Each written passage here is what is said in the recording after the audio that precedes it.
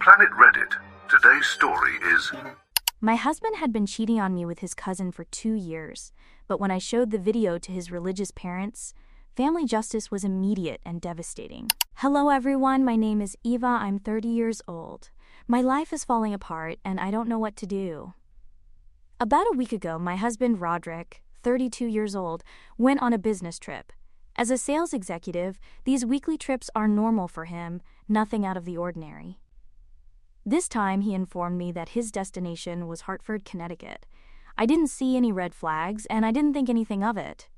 However, 3 days ago, my friend Miranda, 30 years old, called me and my world completely changed. Miranda, who lives in Los Angeles, was in a local bar when she came face to face with my husband. Yes, my husband was in Los Angeles, not in Hartford, as he had told me. She saw him with another woman. When Miranda confronted him directly, he replied matter-of-factly that she was simply a colleague and that they were there for work, but immediately after Miranda saw them, they hurried out of the bar, as if escaping from a compromising situation, as if they had been caught doing something improper. Miranda called me immediately. "Hey Eva, I just saw Roderick in Los Angeles with another woman." My heart sank completely. I asked her if she was completely sure, thinking that maybe he had seen someone who looked like her. But no, he had even taken a photograph. Although the image was not of great quality, somewhat blurred, and not allowing the woman's face to be clearly distinguished, Roderick's was clearly visible. Without a doubt, that was my husband, the same one who had assured me he was in Connecticut. I did not react immediately. I did not want to rush to conclusions. I thought that perhaps there was a reasonable explanation. Maybe his work had taken him to Los Angeles at the last moment. But if that were the case, why hadn't he told me? That same night, Roderick called me. His voice sounded completely normal, as if everything was perfectly fine. Then, casually, as if it were an unimportant detail, he mentioned, "Oh, by the way, I ran into Miranda in Los Angeles. Los Angeles, not Connecticut." I immediately asked, "Wait, what? You're in Los Angeles?" And then the justifications began. He said, "Oh yes, the plan suddenly changed. My boss sent me here at the last minute. I was so busy I didn't have time to let you know." I wanted to believe him. I really did. But something about the way he explained it felt strange. His voice, his intonation, seemed to be reciting a previously rehearsed script, as if he had prepared this excuse before calling me. Then I remembered something important. A few weeks ago, he had made another business trip to Bridgeport, Connecticut. At the time, I didn't think much of it either, but now I had a nagging feeling of doubt. So I did something I don't normally do. I checked our bank statements and, to my surprise, found that I had made purchases in Los Angeles during that same week. I had been lying to myself, not only on this occasion, but at least once before. And that's when I realized the truth. It wasn't just a business trip. I wasn't in Los Angeles by coincidence. I had specifically gone to see her, the same woman, on 2 different occasions. I went back even further in the records and discovered that almost half the times she had told me she was traveling to Connecticut on business, she was actually in Los Angeles. This had been going on for about 8 months. I stood motionless, staring at my phone.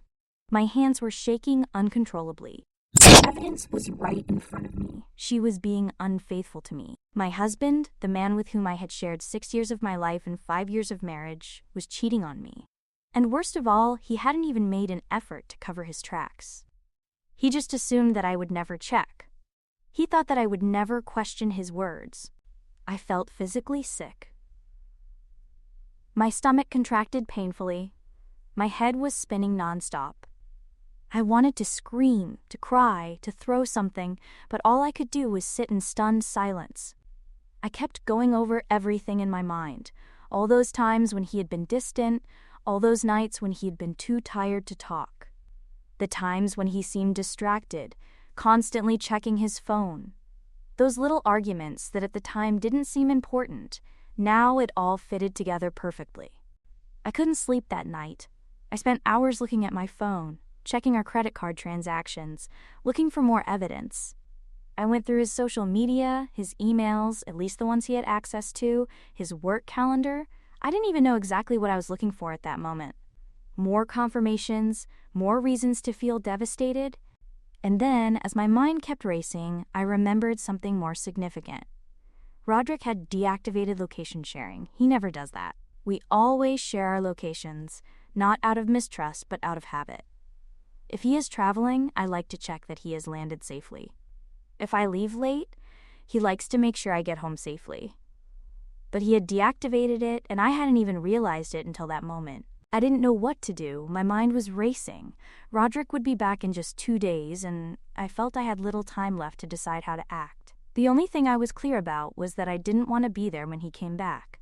I couldn't bear to listen to any more of his baseless excuses. I was completely fed up, and honestly, I felt too hurt even to look him in the face. So I did the only thing I felt I could do at that moment. I packed all my belongings, literally everything I owned, and decided to leave. I went straight to my parents' house, which fortunately was only half an hour away.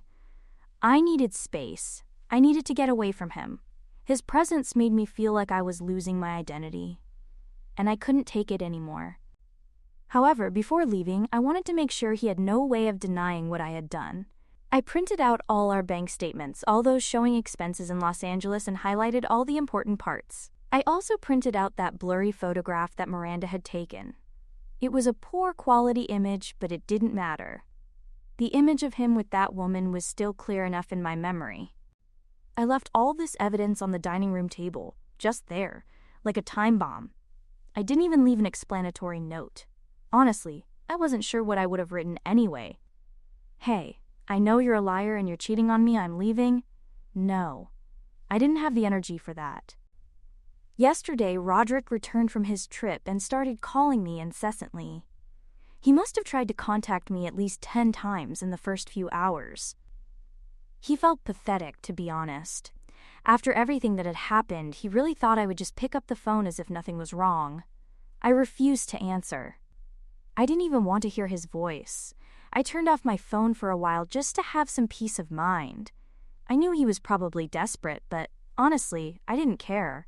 I couldn't care at that moment. I needed time to breathe and think, so as not to feel like I was suffocating in this situation. I keep reflecting on how I've been with him for so long, and now I feel like the rug has been pulled out from under me. I was so sure of him, and now I feel like I don't even know who he really is. He's been my husband for 5 years, and I never imagined him capable of something like this. I just can't comprehend it. But now my mom is advising me that I should at least listen to him once. I don't know what to do, Reddit. Do you have any suggestions? Should I answer his call? Should I allow him to explain himself? Or should I just keep my distance and stand my ground? Update 1. Things have definitely taken an unexpected turn. My attempts to avoid Roderick didn't last long, and honestly, I'm surprised they lasted as long as they did. A day after posting my last update, he showed up at my parents' door. I thought maybe he would give me some space, but no, he wasn't willing to allow it. He stood there, looking like he was on the verge of losing control, and flatly refused to leave until I listened to him. At first, I doubted whether he wanted to hear what I had to say, but he insisted that he needed to explain himself. I refused to let him in and told him to explain everything right there in the doorway. I was prepared to hear the same lies, the same manipulations, but honestly, I had no idea what I was about to hear. He began by telling me that the whole situation had started about a year ago during one of his work conferences. Apparently, he met this woman there, colleague or something similar, and they exchanged phone numbers. He said they started to communicate, initially casually, but over time the conversations became more personal. He claimed that they kept in touch after the conference, and that was when things started to intensify. I didn't know how to react. I tried to keep my emotions under control, but I felt physically ill. She went on to say that she didn't even realize when things crossed certain boundaries. She talked about this as if it were a simple, innocent mistake, as if one circumstance naturally led to another without him being responsible. But no, he was an adult with decision-making capacity. He made conscious decisions. He chose to continue communicating with her, to maintain that relationship. He tried to convince me that it was only physical, that it didn't mean anything deeper. He kept saying that it was over and that he had ended it the same day Miranda sent me that photo, as if that somehow made it better. I couldn't hold back any longer. I said to him, "Firstly, this doesn't make it any better, not even a little. You've been lying to me for a whole year, Roderick." I could feel my voice trembling, and I hated how vulnerable I sounded, but I couldn't stop. "And secondly, do you really expect me to believe that you've been traveling to Los Angeles every month just for physical encounters? How long do you think I'm going to accept such an explanation?" I did not give in to his justifications. I told him firmly, "It doesn't matter if it ended or not. You have completely broken my trust, and I cannot get over something like that." The words seemed to come from someone else. I never imagined finding myself in this position, and yet there I was, telling my husband that I could no longer trust him. I told him there was no going back. I didn't care if he was sorry, if he regretted his actions. None of that mattered now. The damage was done. I couldn't pretend that everything was fine, when clearly it wasn't, and I told him straight, "You'll be hearing from my divorce lawyer soon." It felt like I was speaking another language. Divorce? Us? It didn't seem real, but it was. I could see that he was trying to process everything I was saying, and he seemed to be struggling to work out what to do next. But I didn't care. I had made my decision. I wasn't going to let him talk me out of it. Not this time. I was completely exhausted of his lies, of wondering if I was just a naive person to be manipulated. And I closed the door firmly behind me. I'm not going to lie, it felt like I had been holding my breath for the last few days, and finally I could breathe out deeply. It felt like a huge weight had been lifted off my shoulders. But at the same time, it felt surreal. I still couldn't believe this was happening. I didn't want it to happen. I didn't want to end my marriage, but I had no choice. I had crossed a line from which there was no possible return. Update 2. Hi everyone, I know it's been a month since my last update, but so much has happened. I just didn't have the time or, honestly, the mental energy to sit down and write about all these events. But here I am, finally ready to tell you all about it. I was in the process of working with my lawyer, determining what steps to take next, when I received a call from an unknown number. It was Roderick's cousin, Lillian, 35. I knew Lillian. We weren't particularly close, but we had shared enough moments that I didn't find her call strange. I barely replied with a greeting. She went straight to the point. She informed me that Roderick was really sad, and that she had gone to his house to console him because he was completely heartbroken about the whole situation. And honestly, that made me angry. Really? I understand that it's his family and all that, but was she really calling me to make me feel bad for him? After everything he did, after lying to me directly, being unfaithful to me, and then trying to minimize everything as if it were a simple, unimportant mistake. I almost laughed at how absurd it was, but instead of losing my composure, I simply took a deep breath and asked, "Are you okay?" She paused as if she was waiting for me to say something else. When I didn't, she simply went on to talk about how Roderick deeply regretted everything and was completely lost without me, how he cried constantly because he couldn't believe what he had done. At that moment, I was sitting there holding my phone to my ear, absolutely stunned by what I was hearing. I mean, yes, maybe he really was crying, maybe he genuinely regretted it, but what did she expect me to do with that information? Magically forget everything that had happened and go back to him? I replied, "Lillian, I understand that he is affected, but he made his own choices. He chose to lie. He chose to be unfaithful, and now he must face the consequences of his actions." She was silent for a moment. I thought that perhaps that would be the end of the conversation, but no. Then she began to talk about how she hadn't realized how much Roderick and I had been struggling in our relationship, and that all couples go through ups and downs, and that marriage is not always perfect. Oh my God, I couldn't believe what I was hearing. I literally had to close my eyes and count to 5 to avoid exploding with anger. I took another deep breath and said firmly, "Lillian, this isn't something I can just get over. It's not a silly misunderstanding. It's infidelity, it's constant lying, and I can't trust him anymore." And before he could try to come up with another manipulative argument, I hung up. Let me tell you, I never cut calls like that. I hate doing it. But at that moment, I knew that if he stayed on the line for 1 second longer, I would start to scream or cry, and I wasn't going to give her or Roderick that satisfaction. But something was still bothering me. I didn't want to do it, but I checked the security cameras at home, and there they were, in my backyard, kissing passionately, Roderick and Lillian. I was completely disgusted. I mean, they're second cousins, but they're still cousins. I felt nauseous.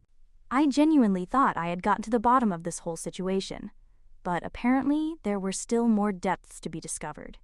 I don't even know how to put into words how absolutely disgusted I felt at that moment, as if my whole body had been paralyzed.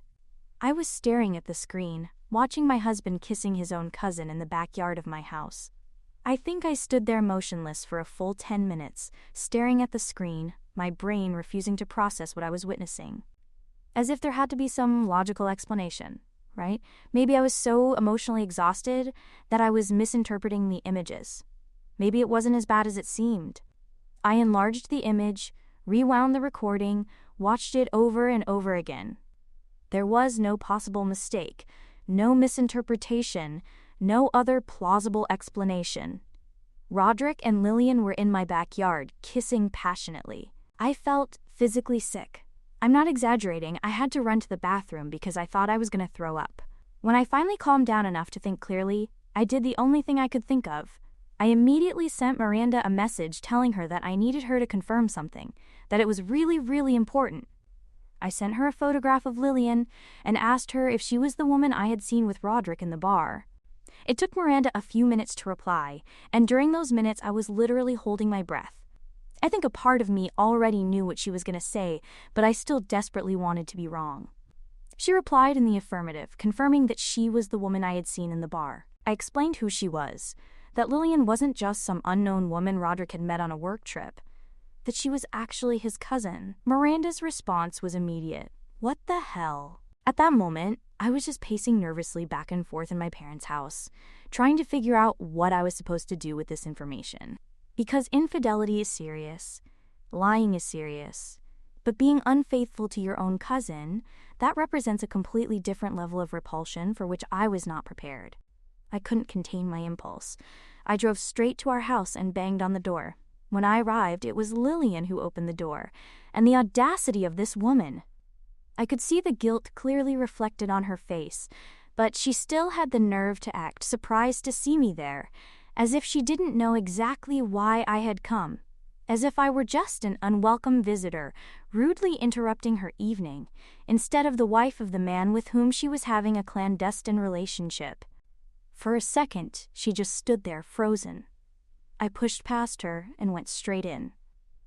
Roderick was in the kitchen, standing by the counter with a glass of whiskey in his hand, as if he were just relaxing peacefully, as if he hadn't been caught in the middle of the most disgusting betrayal he'd ever experienced.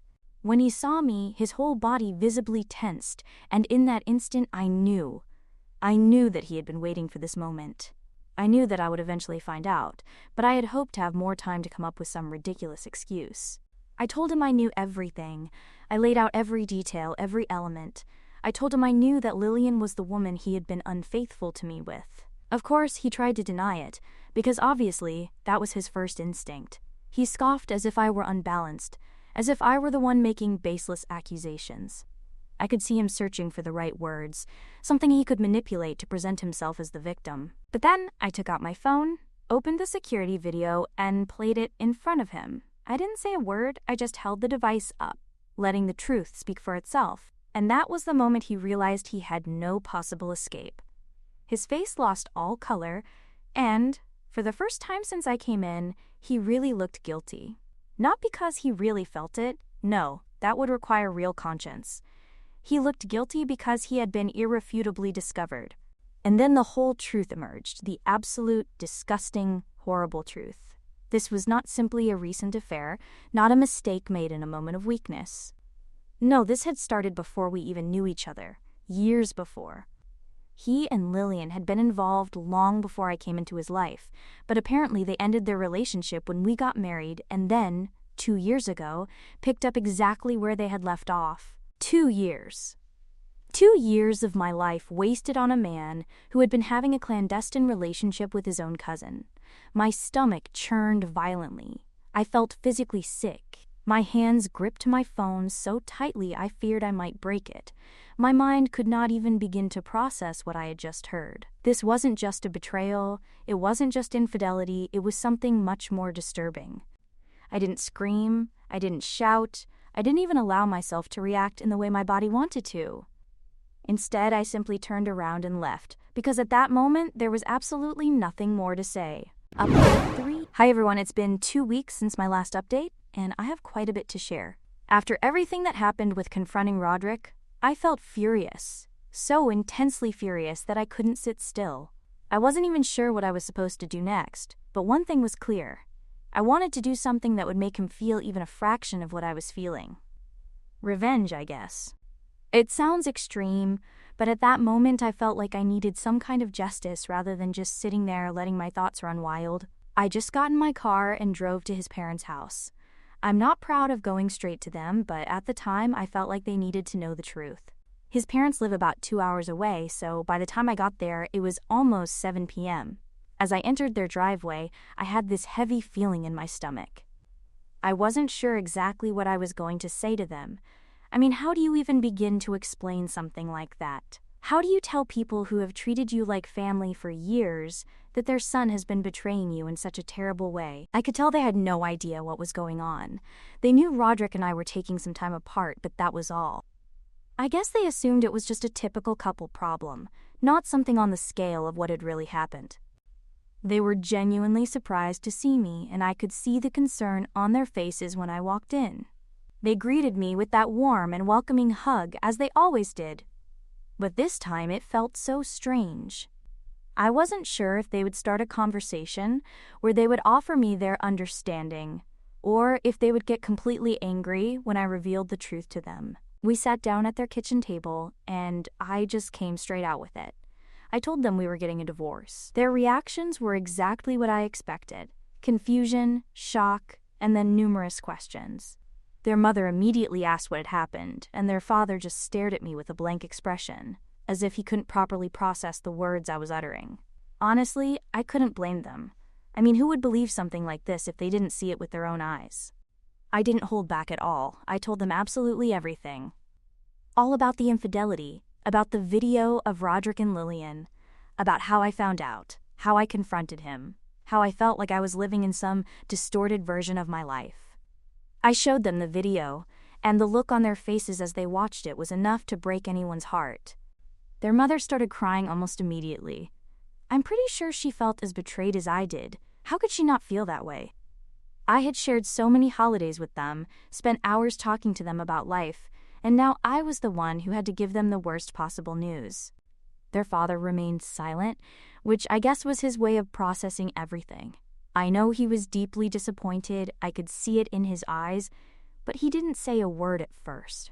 He just looked at his wife, and then back at the video. His mother, on the other hand, was already asking how she could help me. She told me she was deeply sorry for me, that none of this was my fault, and that no matter what happened, I would always be considered part of their family. It was then that I realized how much I was going to miss them. They had been extremely kind to me, and now I was simply going to walk away from that relationship. I told them that I still wanted to keep in touch with them, that I didn't want to completely cut ties with them, regardless of what happened with Roderick. I wasn't angry with them. None of this was their responsibility. But even though they tried to comfort me and assure me that everything would be all right, I felt this enormous weight on my chest. We talked some more. They continued to ask questions, wanting to understand how long it had been going on and how I found out and if there was any possibility of saving the marriage. I told them there was no chance. I had no confidence left, and I wasn't going to forgive someone who had crossed such a significant line. I didn't even know if I could ever look at Roderick in the same way again, let alone try to rebuild a relationship with him. They didn't pressure me to change my mind, but I could sense that they were struggling with the reality of everything I had just revealed to them. After leaving Roderick's parents' house, I didn't know what to expect. I thought that maybe they would try to intervene in some way, or at least provide some kind of closure, but as time went by, I heard nothing from them. What I did receive was communication from Roderick's sister. Roderick's parents are very religious, and I knew that if anyone was going to be really upset about what happened, it would be them. They have always been very strict about family values, so when I went to their house and told them everything, I think they were completely shocked. I left their house that night without really knowing what would happen next. I didn't expect them to support me in the way I had anticipated, but part of me thought that maybe they would try to reconcile things between Roderick and I, or at least talk to him about it. But none of that happened. They just seemed paralyzed by disbelief. Then yesterday I got a call from Roderick's sister. She wanted to meet with me to talk. Honestly, I wasn't sure I was up for it, but I agreed. I wasn't expecting any big revelations, but I was curious to hear what she had to say. When I met with her, she informed me that after everything that had happened, the family had had a serious conversation with Roderick. It turns out that his parents were absolutely furious when they discovered the full extent of his actions, especially with Lillian. She told me that they couldn't believe it and that it completely contradicted all the values they stood for. They had tried to make him understand, but he had flatly refused to end his relationship with Lillian. In part, his parents had been very clear with him about how unacceptable this situation was, but instead of taking responsibility or realizing the seriousness of the matter, he simply stood his ground. He told them he didn't want to cut ties with Lillian, and, honestly, I wasn't surprised at all. I don't know if it was stubbornness or just a complete disregard for everything, but Roderick simply refused to listen to anyone. At that point, Roderick's family took a strong stance. They officially disowned him. They stated that they could no longer maintain a relationship with him and that they deeply regretted what I was going through.